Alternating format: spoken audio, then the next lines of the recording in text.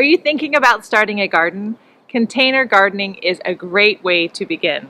And in today's video, I'm going to share 10 steps to get started with your container garden. But if we haven't met before, my name's Angela from Growing in the Garden, and I love to share garden inspiration and helpful tips so you can be successful in your own garden. You can garden anywhere with containers. Add a container to a balcony, a deck, or a sidewalk, and you're ready to go. Start small. You may already have a container or two on hand that you can fill with soil and get growing. The first step is to choose the location for your container garden. The most important thing to remember is that we can't grow anything without sunlight. Pay attention to how much sunlight that area receives. Ideally, it gets at least 6 to 8 hours of sunlight each day. If you have a choice, choose an area that receives morning sun. Hopefully, there's easy access to water in that location as well. The next step is to decide what you're going to plant.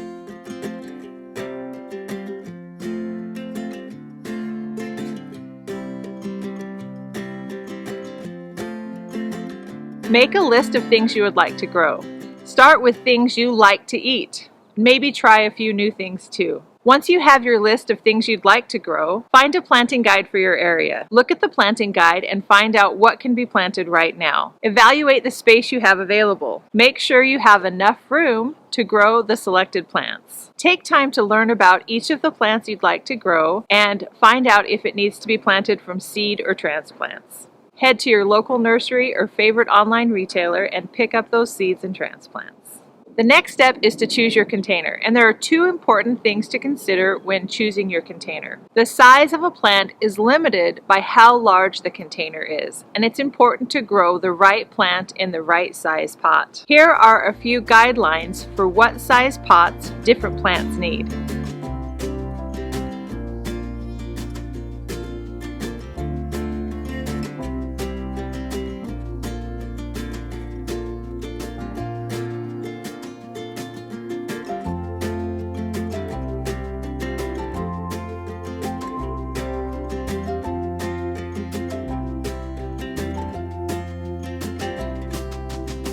The next thing to consider for your containers is to make sure that they have drainage holes. The hole allows excess water to drain out of the container. Roots need air as well as water in order to breathe. Too much water will suffocate and drown those roots. If the container you're growing on is on a hard surface, lift that container up with pot feet. If your container is on soil or grass, that water is going to be able to seep out no problem. The next step for container gardening is to fill that container with soil. Regular soil is too heavy for containers and doesn't provide the roots the air and water that they need to grow well. Look for a quality raised bed mix or potting soil. It should be light, fluffy, and drain well. Look for a combination of compost, coconut coir, and vermiculite or perlite. The right mixture of ingredients provides nutrients, air, and water for the roots and gives your plants the best chance for success. Put your pots in place and fill them all the way up with soil. You don't need to add any filler to the bottom. The more soil, nutrients, and water available to your plants, the better. If you're going to add an olla to your container, now is the time to do it. An olla is a clay vessel that is buried underground and filled with water. That water gradually seeps out as needed by the roots. Ollas are by far my favorite way to water containers. The next step is to plant your seeds and transplants in your containers. And as you do this, there are 3 things to keep in mind. The first thing is spacing. Adequate spacing is crucial for growing plants. Plants that are too close together often crowd each other out and compete for sunlight, available nutrients, and often lead to pests and diseases. Use the spacing guidelines on the backs of seed packets or on your transplants as a guide to give your plants enough room. When planting transplants, it's important to plant them at the same level of the nursery pot. Carefully remove that plant from the pot, dig a hole the same depth, and put it in right at the same level. An exception to this would be plants like tomatoes. They're often buried much deeper, and roots will grow along that stem. When you're planting seeds, there are a couple of things to keep in mind. Typically, plant the seed 2 times the depth. Once you start watering seeds, it's important to keep watering them until they germinate.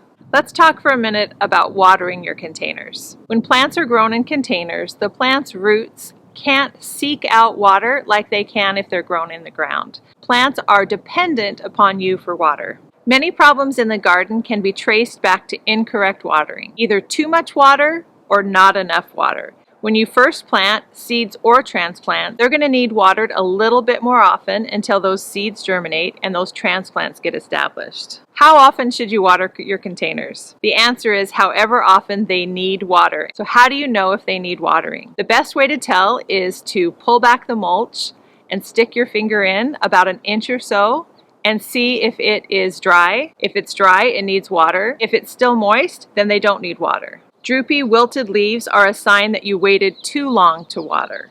When you're watering, be careful to water the soil, not the plant. The plant's roots absorb the water in the soil, and then the roots then pass that water up through the stem and into the leaves. Adding a 1 to 2 inch layer of mulch in your containers helps slow evaporation and keeps that moisture in the container. Plants grown in containers will often need to be watered more often than plants grown in raised beds or in the ground.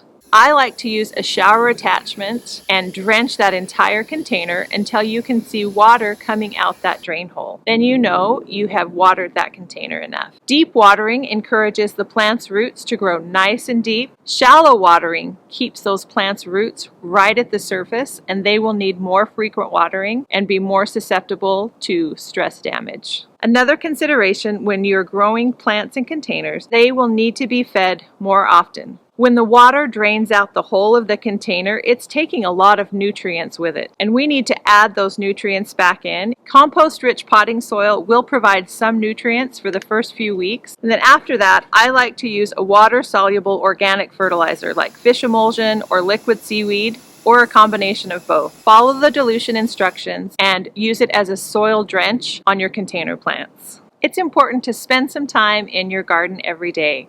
Make it a habit to spend a few minutes looking at your plants. Check that your plants' water needs are getting met. Check the undersides of leaves for pests. Spending time in your garden helps you catch problems when they're small. When you spend time in your garden, you'll notice the little things like new growth and new blossoms forming. The next step in container gardening is to harvest what you're growing. Learn about the plants that you're growing and find out the ideal time to harvest that particular crop. Typically, the best time to pick is when the crops are young and tender. Picking often encourages the plant to keep producing more of whatever it is they're growing. Fruit and vegetables left too long on the plant often become woody and fibrous and don't taste as good. Harvest and eat what you're growing in your garden. And finally, the last step is to learn from your experience. Gardening can take a lifetime to learn. Each time you grow something, you will learn a little bit more. Take notes about when you planted, what you planted, and how it did. Documenting your journey helps you learn. Mistakes are often the best teacher. Starting a garden can feel overwhelming, but starting a garden in containers can be simple. Find a container and get planting. Thank you so much for watching.